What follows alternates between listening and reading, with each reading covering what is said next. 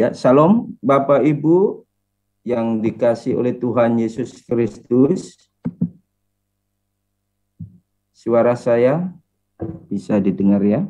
Jelas Pak, jelas. Ya, puji Tuhan. Pagi hari ini kita akan bersama-sama merenungkan firman Tuhan tentang makna Sabat menurut iman Kristen. Tentunya banyak pertanyaan yang sering diajukan oleh orang-orang Kristen berkenaan dengan hari perhentian itu sendiri. Apakah di dalam hari perhentian itu orang-orang Kristen diperbolehkan untuk melakukan aktivitas? Nah, ini sangat penting. Untuk itu, mari kita bersama-sama membuka di dalam kitab Markus atau Injil Markus pasal yang kedua, ayat yang ke-23 sampai 28. Markus pasal yang kedua, ayat 23 dan 28, saya akan bacakan firman Tuhan yang berbunyi demikian. Pada suatu kali pada hari Sabat, Yesus berjalan di ladang gandum. Dan sementara berjalan murid-muridnya memetik bulir gandum. Maka kata orang-orang Farisi kepadanya, lihat mengapa mereka berbuat sesuatu yang tidak diperbolehkan pada hari Sabat. Jawab Yesus kepada mereka, belum pernahkah kamu baca apa yang dilakukan Daud ketika ia dan mereka yang mengikutinya kekurangan dan kelaparan? Bagaimana ia masuk ke dalam rumah Allah waktu Abiatar menjabat sebagai imam besar, lalu makan roti sajian itu yang tidak boleh dimakan kecuali oleh imam-imam dan memberinya juga kepada pengikut-pengikutnya. Lalu kata Yesus kepada mereka, hari Sabat diadakan untuk manusia dan bukan manusia untuk hari Sabat. Jadi anak manusia adalah Tuhan atas hari Sabat. Nah, Bapak Ibu saudara-saudara sekalian, kalau kita membaca teks ini, ada sebuah peristiwa yang unik, yaitu ada sebuah kegiatan yang dilakukan ya oleh Tuhan ketika melayani bersama dengan murid-muridnya dan melintasi ya yang namanya persawahan.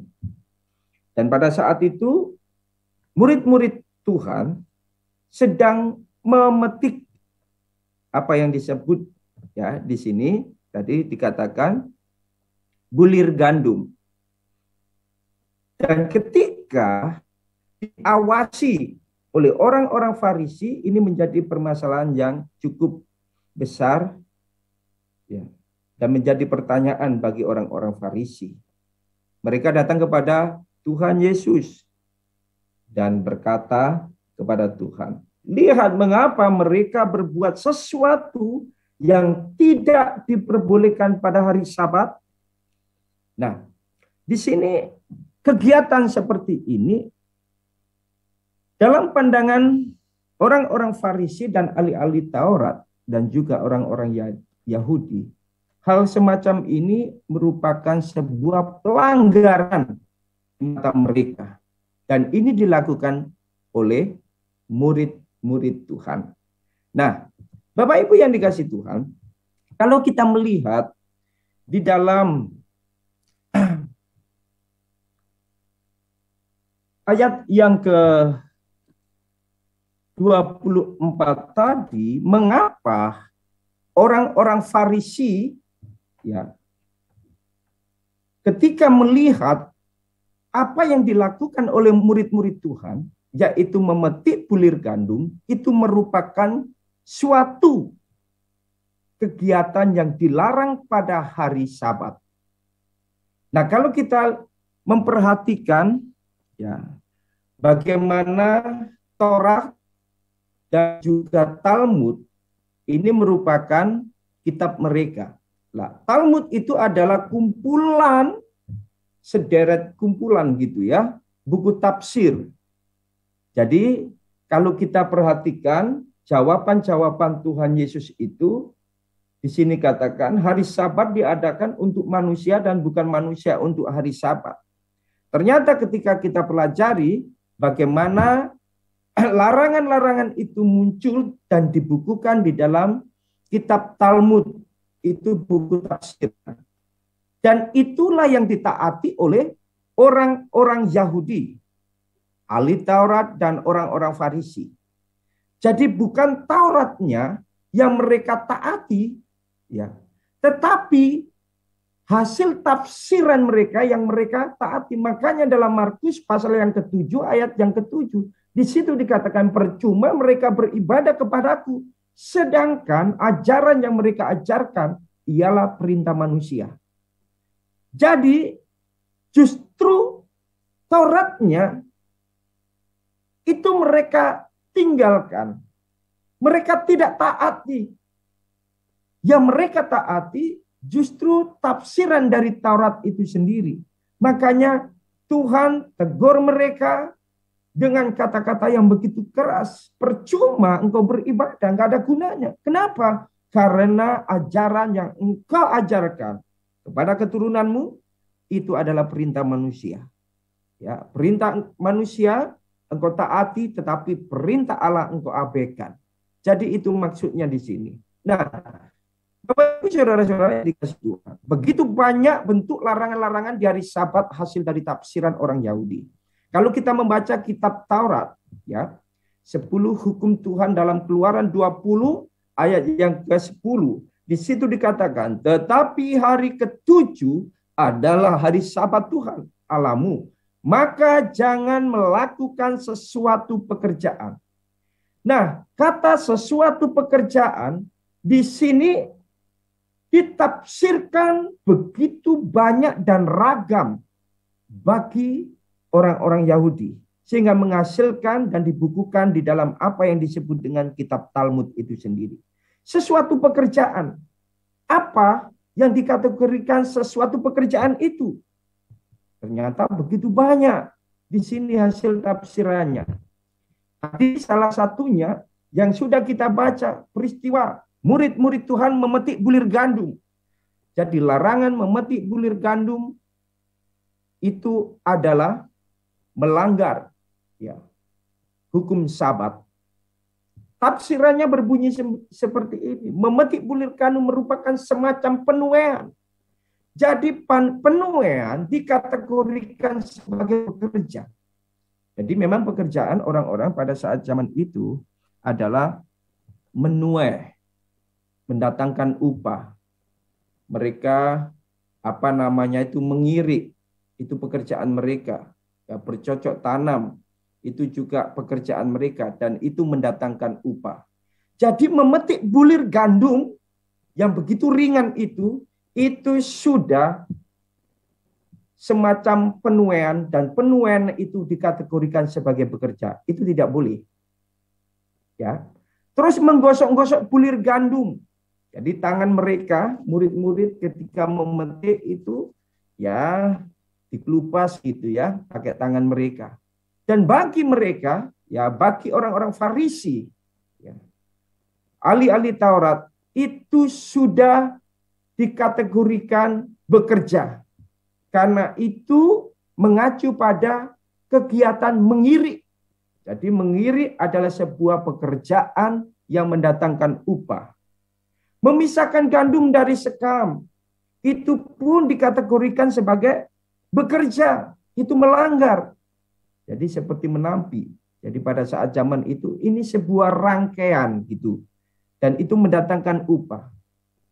Jadi Bapak Ibu yang dikasihi oleh Tuhan Yesus Kristus, itu berbicara tentang bagaimana ya hasil tafsiran rabi-rabi Yahudi tentang istilah sesuatu pekerjaan. Dan banyak sekali larangan membawa beban. Jadi beban adalah apapun yang sama beratnya dengan 2 buah arak ring. Jadi itu ringan sekali Bapak Ibu, yang namanya buah ara. Karena 5 hari yang lalu saya beli buah ara di Shopee itu, dan itu ringan sekali gitu ya. Jadi cuma berapa gram aja gitu ya, beratnya 50 gram sampai 70 gram, ringan sekali. Nah, orang yang membawa beban, ya apapun yang sama beratnya dengan 2 buah arak ring, dimasukkan di jubahnya, di kantongnya pada saat itu. itu sudah dikategorikan sebagai bekerja karena mengangkat beban. Jadi orang dulu ketika mengangkat beban, ya namanya apa namanya itu beban kayu yang ada di pundaknya, beban misalnya jerami dan lain sebagainya, itu sudah diperhitungkan sebagai bekerja. Dan di sini tidak main-main mereka, ukuran yang saja sudah diperhitungkan sebagai bekerja. Jadi 2 buah arah kering, ya itu sudah dinyatakan melanggar hukum Sabat. Nah, dilarang perjalanan jauh karena bobot kuku itu merupakan beban. Ya, jadi kalau orang pada saat itu berjalan, ya, sehingga kuku-kuku mereka kemasukan yang namanya mungkin tanah liat atau debu, itu sudah melanggar. Kenapa demikian? Karena mereka membawa beban yang terdapat di dalam kuku-kuku mereka. Ya, sampai segitunya.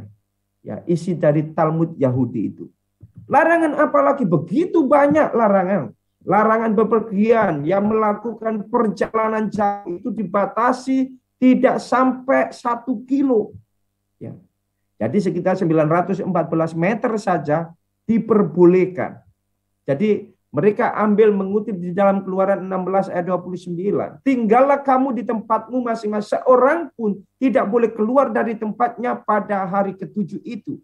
Ini ditafsirkan. Ya, tidak boleh keluar. Ya, karena di sini apa namanya itu Alkitab, ya, Taurat itu mengatakan tidak boleh keluar dari tempatnya. Ya, apakah itu kalau bicara tempat itu daerahnya, ya, tapi orang-orang Yahudi tidak apa namanya itu menafsirkan seperti itu. Tetapi yang mereka tafsirkan adalah berbicara rumahnya, rumah tinggal mereka, seperti itu. Sehingga dibatasi, orang nggak boleh keluar sejauh ya 1 kilo. Wah, betapa sulitnya hidup ya menjadi orang Yahudi itu, Bapak Ibu. Nah, terus larangan mengobati atau menyembuhkan pada hari Sabat, karena itu melanggar hukum Sabat itu sendiri. Jadi perawatan medis bisa diberikan hanya jika nyawa betul-betul ada dalam bahaya atau sekarat. Jadi kalau orang jatuh sekarat, nafasnya Senin Kemis, boleh diobati. Hanya sekedar diobati. Nah, pengobatan itu hanya sebatas mencegah pasien itu ya dari menjadi lebih buruk apa namanya supaya yang lebih baik. Jadi misalnya orang sakit jatuh ya, sakit kakinya patah, itu tidak termasuk ya, termasuk penyakit yang berat. Kendati pun tangannya patah atau kakinya patah. Itu kan nggak sekarat, kan nggak mau mati. Jadi nggak usah diobati, nunggu hari besoknya baru boleh ya dibawa ke rumah sakit kan gitu kan. Nah, sebagai contoh seorang yang sakit gigi tidak boleh menghisap cuka melalui giginya. Jadi pada saat sakit gigi lalu diobati dengan cuka itu pun tidak boleh. Ya, begitu ribetnya. Kenapa demikian? Karena ini sudah termasuk bekerja. Ya pada saat itu orang kalau mengobati itu mendatangkan upah juga, gitu kan? Ada orang-orang yang sakit gigi atau orang yang jatuh, kakinya patah, tangannya patah, ya itu mendatangkan, diperhitungkan sebagai bekerja. Bukan hanya itu, larangan menulis. Kalau misalnya saya menulis 2 huruf, ya 2 huruf dari alfabet itu dengan tangan kanan atau tangan kiri, apakah dari satu jenis atau 2 jenis? Jika huruf-huruf itu ditulis dengan tinta yang berbeda atau dalam bahasa yang berbeda, berarti dia sudah melanggar hukum Sabat itu sendiri. Jadi tulisan yang bersifat permanen itu pun melanggar hukum Sabat. Kenapa demikian? Karena begitu banyak ya rabi-rabi termasuk ya sastrawan-sastrawan, ya orang-orang Yahudi itu adalah bentuk dari sebuah pekerjaan. Dan orang yang melakukan seperti ini, menulis 2 huruf di dinding atau di kertas, 2 huruf, ya bukan 2 kata Bapak Ibu, tapi 2 huruf pada hari Sabat, berarti mereka sudah melanggar hukum itu. Waduh, di sini luar biasa ya. Dan banyak hal yang lainnya, ya. Jadi yang diperbolehkan ketika mereka menulis dengan cairan, ya, air buah, dengan pasir, tanah, menulis menulis di tanah itu enggak masalah karena enggak permanen, ya. Jadi sampai segitunya. Larangan menulis juga, ya. Ya, dalam Injil Yohanes 9 ayat 13 sampai 17 di situ begitu banyak. Membuat tanah lempung. Ini pun bermasalah ketika Tuhan Yesus meludah dan membungkukkan diri lalu ya mengambil tanah yang diludahi itu dipermasalahkan juga. Kenapa? Karena itu diperhitungkan sebagai bekerja. Jadi orang-orang dulu ya membuat tanah lempung dijadikan datangkan upah juga. Lah, mengisi piring dengan minyak dan menempatkannya di sebelah lampu serta menempatkan ya pucuk sumbu di dalamnya, itu pun dikategorikan bekerja dan itu melanggar hari Sabat. Mematikan lampu pada hari Sabat dengan tujuan menghemat minyak, itu pun melanggar hukum Sabat. Jadi hukum Sabat artinya Sabtu. Jadi kalau mereka sudah menyalakan di hari Jumat, maka dibiarkan sampai hari Sabtu itu. Ya, baru nanti hari Sabtu jam 6 sore baru bisa dimatikan. Tapi kan tidak mungkin wong malam kan gitu kan.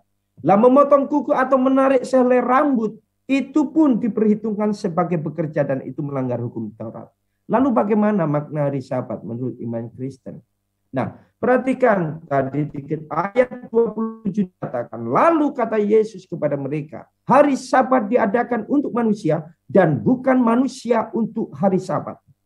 Lalu saya berkata seperti ini, ya. Ini HP. HP untuk Anda atau Anda untuk HP. Bagi orang-orang Yahudi, ya, hidup untuk HP. Makanya orang nggak bisa lepas dari HP kan gitu kan. Jadi yang mengatur hidupnya adalah HP itu sendiri. Ke toilet bawa HP, ke tempat tidur bawa HP, mau tidur bawa HP kan gitu kan. Jadi kemana saja nggak bisa lepas karena HP yang mengatur. Waktunya makan, lupa makan. Kenapa? Karena HP-an terus kan gitu kan. Itu namanya hidup untuk HP. Ya. Berbeda dengan HP untuk hidup. Ya, kalau HP untuk diri kita, maka kita memiliki otoritas untuk mengatur HP itu. Sama seperti ini, hari Sabat diadakan untuk manusia dan bukan manusia untuk hari Sabat. Artinya apa? Di sini maknanya kita diberikan otoritas oleh Tuhan untuk mengatur hari. Bukan hari yang mengatur kita. Ya. Makanya di sini sangat berbeda. Ya. Jadi istilah berhenti dari segala pekerjaan di sini bukan berarti kita tidak boleh melakukan aktivitas di hari perhentian itu. Ya. Jadi segala pekerjaan yang dimaksud itu bermacam-macam pekerjaan yang mendatangkan upah. Artinya apa? Bagi orang Kristen, kalau bekerja hari Senin, Selasa, Rabu, Kamis, Jumat, sampai Sabtu, itu mendatangkan upah. Lalu hari perhentian jatuh pada hari Minggu bagi orang Kristen. Kalau orang Yahudi hari Sabtu kan. Jadi di hari yang ketujuh itu tidak boleh kita bekerja. Dalam pengertian bekerja yang mendatangkan upah seperti hari Senin sampai hari Sabtu. Kalau misalnya kita melakukan aktivitas boleh enggak? Boleh. Kita memasak boleh. Tapi orang Yahudi enggak boleh seperti itu. Ya, aktivitas betul-betul begitu ketat. Enggak boleh sembarangan. Tapi bagi kekristenan enggak seperti itu. Ya. Ya, 1 bulan yang lalu saya diajak oleh orang-orang Kang untuk besok visitasi ya ke tempat ya dulu tetangga yang memasuki rumah yang baru. Ya, ketika mereka Tanya, Pak Teguh ikut ya? Ya, kemana? Ke kota Tuban gitu. Hari apa? Minggu. Jam berapa? Oh, mulai jam 8 pagi kita berangkat karena perjalanan lama, Pak. Oh, kalau gitu saya berangkat lebih dulu. Loh, kenapa, Pak? Karena saya harus cepat kembali ke Surabaya karena ada pelayanan. Oh, gitu. Ya, nggak apa-apa, Pak. Ya. Jadi kita ada kegiatan saat itu. Ya. Jadi kegiatan yang jatuh pada hari perhentian itu bagi orang-orang Kristen tidak masalah. Ya. Jadi yang penting dalam 7 hari harus ada satu Sabat yang kita jadikan hari perhentian itu. Nah, orang Kristen harus menguduskan atau mengkhususkan satu hari dalam 1 minggu untuk Tuhan. Jadi ini adalah hukum moral, sifatnya wajib bagi orang Kristen. Jadi ini ya. Lah, kita tadi melihat bagaimana rumitnya orang-orang Yahudi ya ketika berhenti melakukan segala aktivitas pada hari Sabat. Ada yang dilakukan pada hari Sabat bagi orang Kristen. Kalau pekerjaan itu yang bersifat betul-betul dibutuhkan darurat. Kalau kita memperhatikan tadi yang kita baca dalam Markus 2 ayat 25, jawab Yesus kepada mereka, belum pernahkah kamu baca apa yang dilakukan Daud ketika ia dan mereka yang mengikutinya kekurangan dan kelaparan? Bagaimana ia masuk ke dalam rumah Allah waktu Abiatar menjabat sebagai imam besar, lalu makan roti sajian itu yang tidak boleh dimakan kecuali oleh imam-imam dan memberinya juga kepada pengikut-pengikutnya. Ya. Jadi ini penjelasan daripada Tuhan Yesus, tapi tafsiran orang Yahudi berbeda. Ya. Jadi ada desakan di sini, sesuatu yang bersifat darurat. Ya. Dan dikatakan, ya, Daud pada saat itu kekurangan, kelaparan pada saat pelarian itu. Dan ketika lapar dia masuk ke bait Allah, makan roti sajian. Padahal roti sajian itu boleh dimakan oleh imam-imam saja, ya, tidak boleh dimakan oleh jemaat. Tapi tidak dikatakan melanggar hukum Sabat. Menolong orang, ya. Kalau kita baca di situ Matius 12, di situ ada seorang mati sebelah tangannya. Mereka bertanya kepada Yesus, bolehkah menyembuhkan orang pada hari Sabat? Ya, ayat 11. Ya, ayat 11. Tetapi Yesus berkata kepada mereka, jika seorang dari antara kamu mempunyai seekor domba dan domba itu jatuh ke dalam lubang pada hari Sabat, tidakkah ia akan menangkapnya dan mengeluarkannya? Bukankah manusia jauh lebih berharga daripada domba? Bagi orang-orang Yahudi, kegiatan semacam ini menolong orang itu melanggar hukum Sabat. Tapi Tuhan katakan, karena itu boleh berbuat baik pada hari Sabat. Mungkin tiba-tiba ya keluarga ada yang meninggal pada saat hari perhentian itu. Kita datang ke sana. Atau tiba-tiba sakit dan tidak ada yang menjaga, opname. Ya, kita nggak bisa ya ibadah. Di sini katakan, ya, boleh berbuat baik pada hari Sabat. Ya. Terus melayani Tuhan. Di dalam Matius 12 ayat 5, tidakkah kamu baca dalam kitab Taurat bahwa pada hari Sabat melanggar hukum Sabat di dalam bait Allah, namun tidak bersalah. Ya, bagaimana orang-orang orang-orang Yahudi melakukan hal seperti itu. Ya, tapi mereka katakan bahwa hal itu adalah pelanggaran.